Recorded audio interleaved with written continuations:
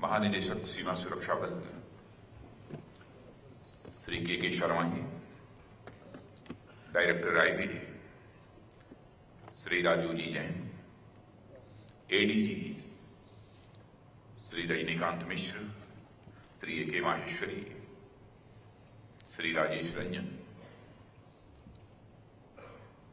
और इस सभागार में बैठे सभी सेवानिवृत्त महानिदेशकगण, वर्तमान महानिदेशकगण, अन्य सभी अधिकारियों और मेरे बहादुर जवानों। वैसे जब महानिदेशक ने मुझसे कहा था इस कार्यक्रम में भाग लेने के लिए, तो मैंने कहा कि 2 बार मैं इस कार्यक्रम में जा चुका हूं। अच्छा होगा कि हमारा कोई राज्य मंत्री इस कार्यक्रम में चला जाए।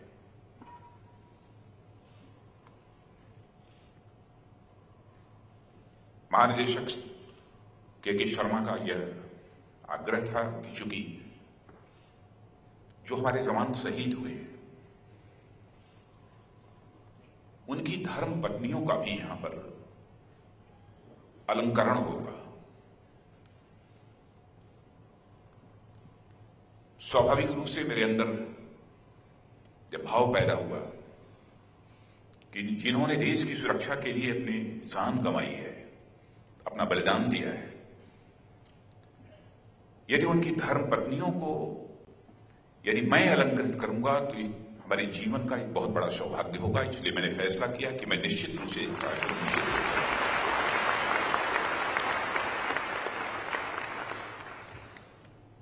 सारे ऐसे अपने शहीदों को हृदय की गहराइयों से मैं श्रद्धांजलि अर्पित करता हूं और जिन हमारे बहादुर जवानों ने और अधिकारियों ने करिश्माई काम किया है सीमा सुरक्षा के दौरान, और मैंने देखा कि 2 ऐसे थे जो भी दिव्यांग थे और एक जवान तो ऐसा था जिस बताया गया मुझे 85% दिव्यांग। मैं इतना ही अपने जवानों और अधिकारियों से कहना चाहूंगा कि आप जैसे लोगों पर समस्त देशवासियों को गर्व है।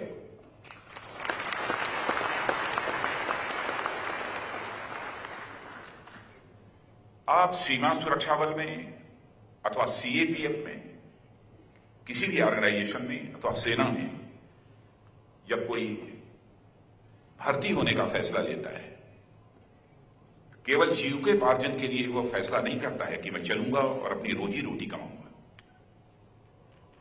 निश्चित रूप से उसके दिल में राष्ट्रीय स्वाभिमान का एक जज्बा ऐसा रहता होगा जो यह प्रेरित करता होगा कि मैं दूसरी नौकरी में क्यों जाऊं। यदि हमें सेवा ही करनी है इस देश की, तो मैं किसी फोर्स में, किसी बल में शामिल होकर मैं क्यों न देश की सेवा करूं। शायद इसीलिए चाहे सीएपीएफ का कोई ऑर्गेनाइजेशन हो अथवा सेना हो,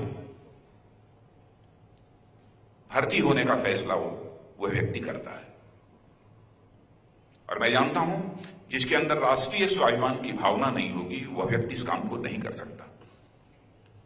और राष्ट्रीय स्वाभिमान क्या, कोई भी स्वाभिमान हो, स्वाभिमान यह मनुष्य के हृदय की सबसे बलवती भावना होती है। मनुष्य अपनी जिंदगी में हर चीज से समझौता कर सकता है, लेकिन अपने स्वाभिमान से कभी भी समझौता नहीं कर सकता। व्यक्तिगत स्वाभिमान भी होता है, सामाजिक स्वाभिमान भी होता है, राष्ट्रीय स्वाभिमान भी होता है। व्यक्तिगत स्वाभिमान से भी कोई व्यक्ति समझौता नहीं करता है, सामाजिक स्वाभिमान से भी समझौता नहीं करता है। अब दुनिया की विदेशी ताकतें आंख उठाकर भारत की सीमाओं की ओर देखने की कोशिश करती हैं, तो राष्ट्रीय स्वाभिमान से भी समझौता नहीं करता। आप सब अभिनंदन के पात्र हैं और आपके माध्यम से जितने अपने सीएपीएफ ऑर्गेनाइजेशन के हमारे जवान और अधिकारी हैं उनका भी अभिनंदन करता हूं और साथ ही हिंदुस्तान के सेना के जवानों का भी मैं अभिनंदन करता हूं।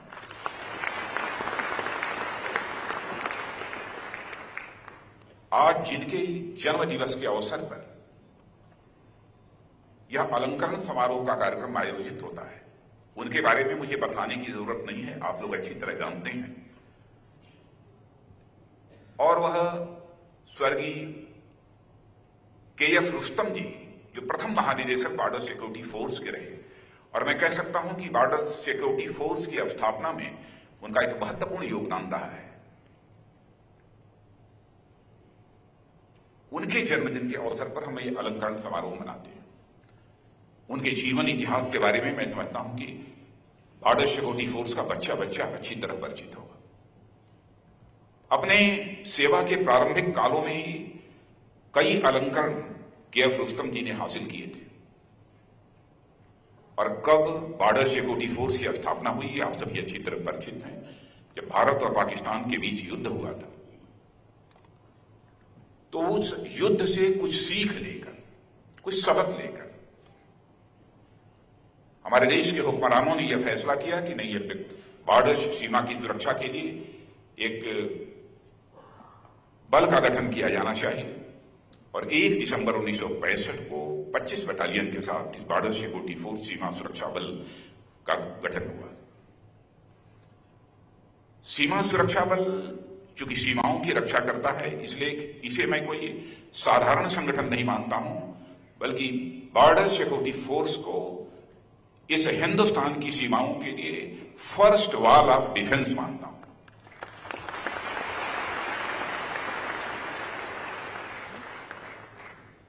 और इस सच्चाई को भी मैं जानता हूं क्योंकि आयु भी इतनी हो गई है, और बचपन से ही मेरा कुछ बल के प्रति, सेना के प्रति एक विशेष आकर्षण रहा है, और हमारी भी ख्वाहिश यही रही है लेकिन कि मैं इसी में ही हूं। लेकिन जाते जाते बच गया, और यहां चला है। जो ईश्वर को मंजूर होता है वही होता है।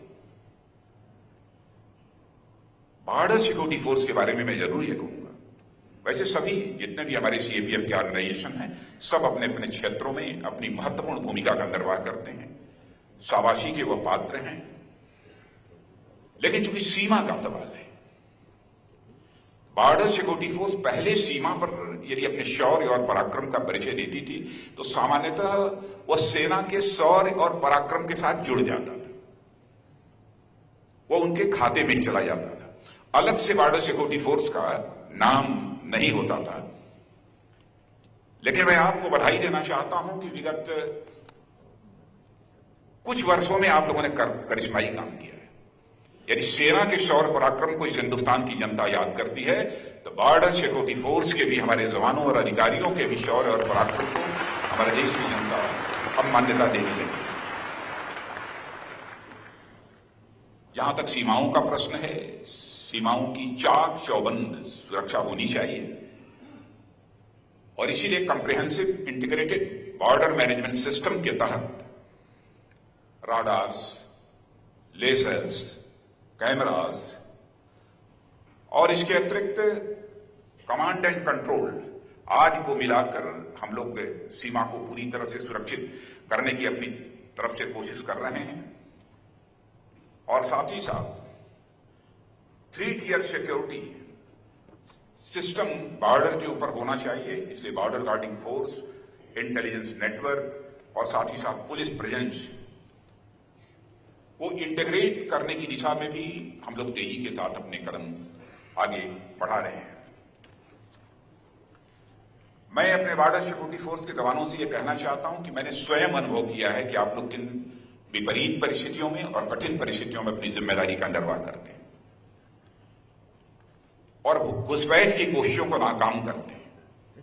आज बोलते बोलते मुझे याद आ गया कि सर्जिकल स्ट्राइक के बाद भी जो आपका रोल रहा है,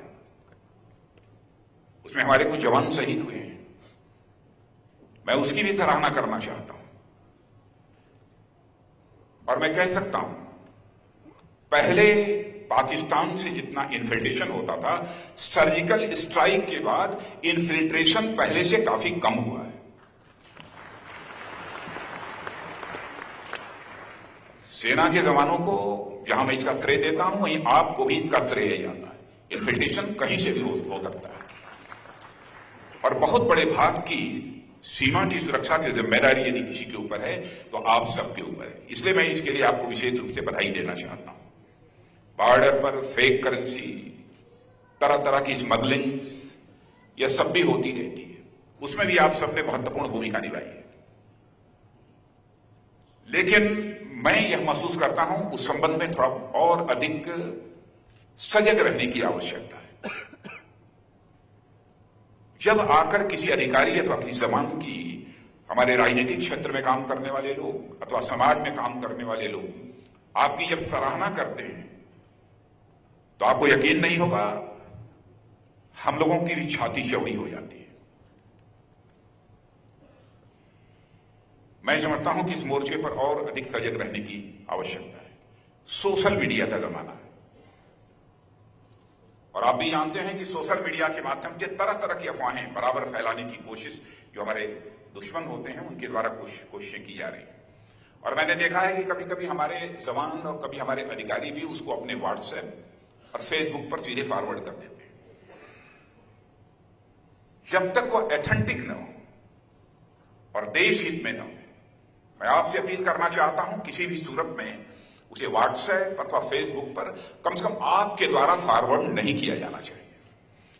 और यह बात मैं इसलिए कह रहा हूं कि आपके ऊपर केवल सीमा सुरक्षा की ही जिम्मेदारी नहीं है, बल्कि देश की एकता और अखंडता की जिम्मेदारी भी किन्हीं के कंधों के ऊपर है, तो आपके कंधों के ऊपर है। इसलिए मैं यह सुझाव दे रहा हूं।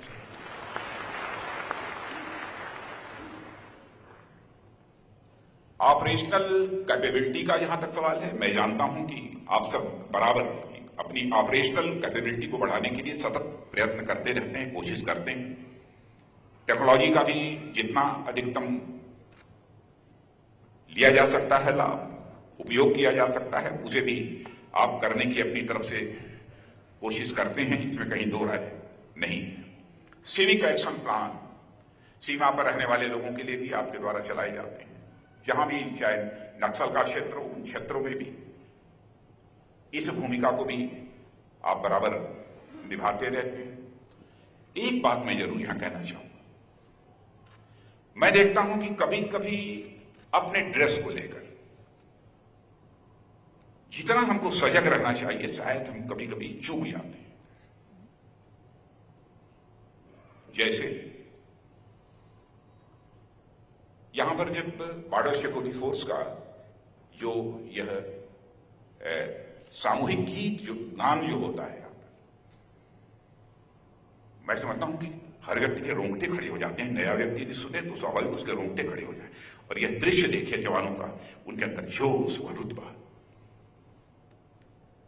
ड्रेस यदि ढीली ढाली रहती है तो मैं यही मानता हूं कि आप अपने रुतबे से कंप्रोमाइज कर रहे हैं। अब जैसे जिस समय यह गान हो रहा था, अधिकांश मैं समझता हूं कि 98% लोगों के सिर के ऊपर ये जो कैप होती है वो कैप थी। लेकिन ऐसे 4, 6, 8, 10 केवल मुझे दिखाई दिए जिनके सर पर कैप नहीं थी। क्यों नहीं कैप होनी चाहिए? हम किसी अब रुस्तम साहब के जन्मदिन के कार्यक्रम में यदि हम यहां पर मौजूद हुए हैं तो कम से कम यदि वो गान हो रहा है तो उस समय तो हमारी सिर के ऊपर कैप होनी चाहिए। ये तो आपका ड्रेस है। इसलिए मैं आग्रह करूंगा कि ड्रेस के प्रति थोड़ा सा हम लोग भी सजग रहें। और आपको अंदाज नहीं होगा जब आप बिल्कुल चुस्त दुरुस्त रहते हैं और उसके बाद जब आपका ड्रेस यदि कोई देखता है तो उसके अंदर किस प्रकार का भाव पैदा होता है। मस्तक उसका भी ऊंचा होता है।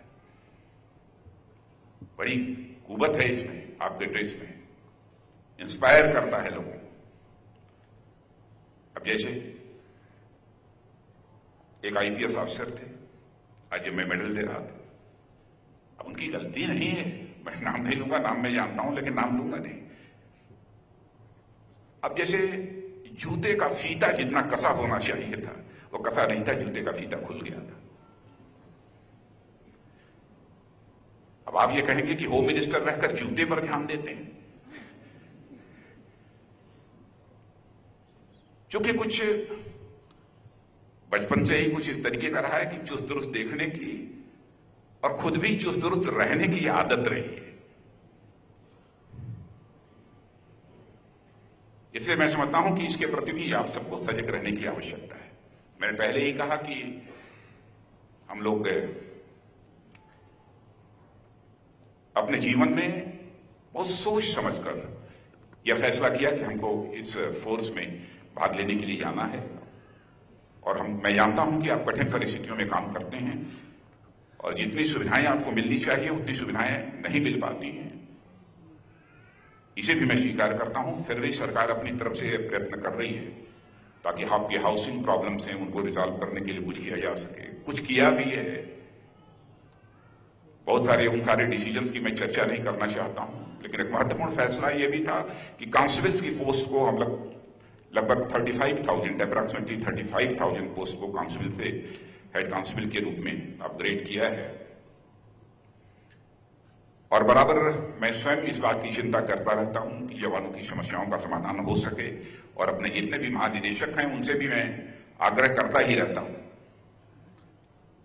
और आप सबको जानकारी होगी कि इसके लिए एक वेब पोर्टल भी लॉन्च किया है।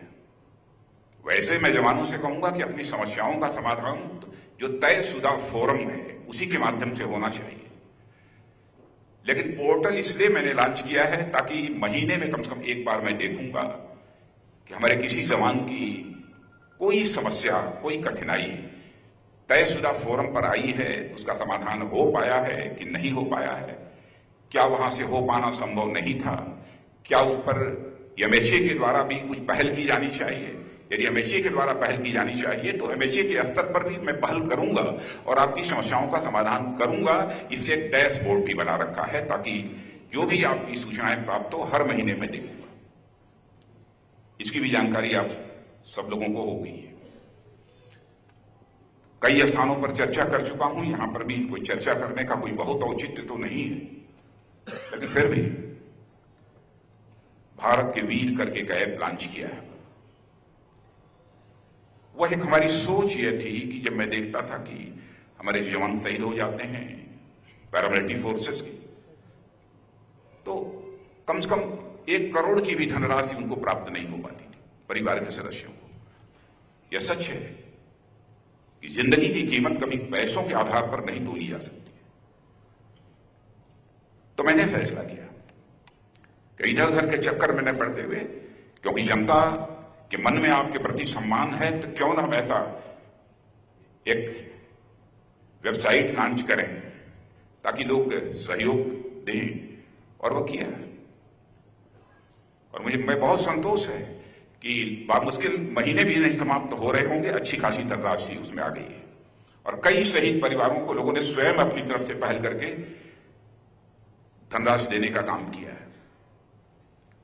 मैं अधिकारियों से भी मैं आग्रह करूंगा कि देखें कि जिन शहीद परिवारों को मिनिमम कम से कम, अधिक हो जाए उसमें मुझे कोई आपत्ति नहीं, मिनिमम सब मिला जुला कर 1 करोड़ की धनराशि तो निश्चित रूप से प्राप्त होनी चाहिए। ये इसकी चिंता।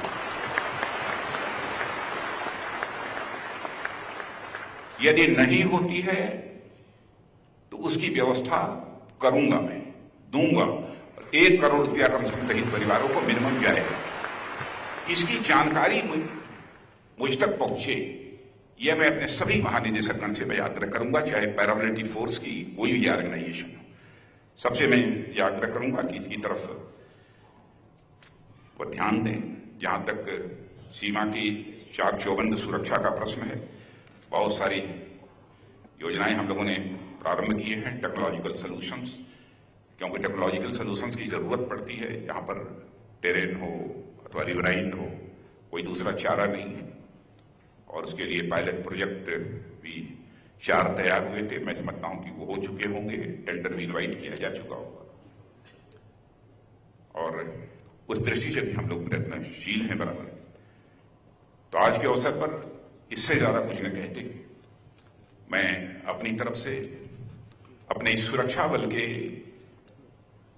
जो जवान शहीद हुए हैं उनके सभी परिवार के सदस्यों का शीश झुकाकर अभिनंदन करता हूं।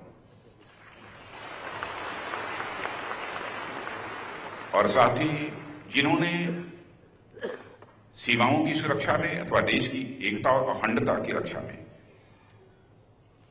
अपने शौर्य और पराक्रम का परिचय दिया है, उनका भी मैं अभिनंदन करता हूं।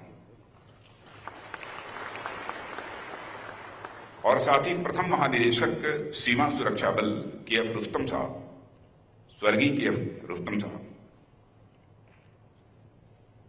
जिनसे कि आज भी जवान अधिकारी प्रेरणा ग्रहण करते हैं, उनके प्रति भी हार्दिक श्रद्धांजलि अर्पित करते हुए अपना निवेदन समाप्त करता हूं।